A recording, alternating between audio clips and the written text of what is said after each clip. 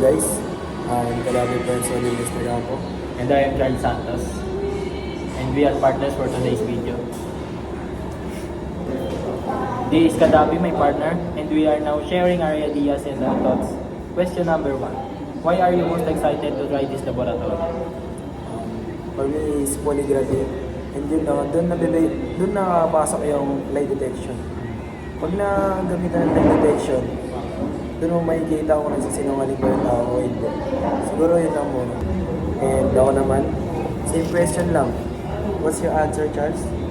For me, is dactyloscopy.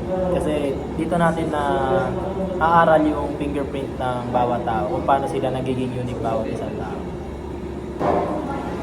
Question number 2. What skills do you expect to gain from this lab?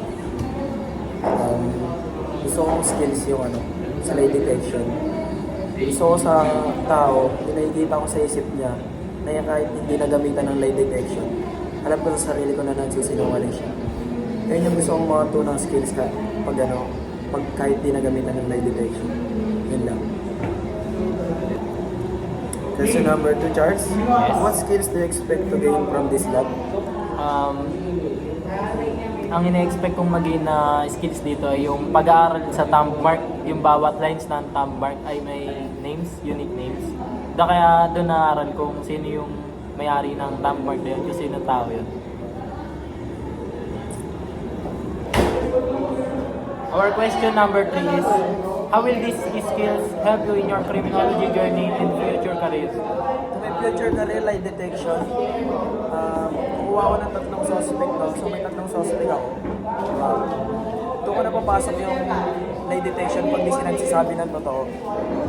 So, doon ko sila madidetect kung sino ba yung pumatay sa hindi. Bali yung question number 3 is sa akin din. Idudugtong ko lang yung sagot ko sasagot. Yung sagot niya is, kumukuha siya ng 3 suspect. Sa 3 suspect na yun, pwede namin malaman kung sino yung gunman na may hawak ng baril by fingerprint, by biometrics. Doon namin malalaman kung sino yung tao na yun kasi each person have unique biometrics. Thank you po.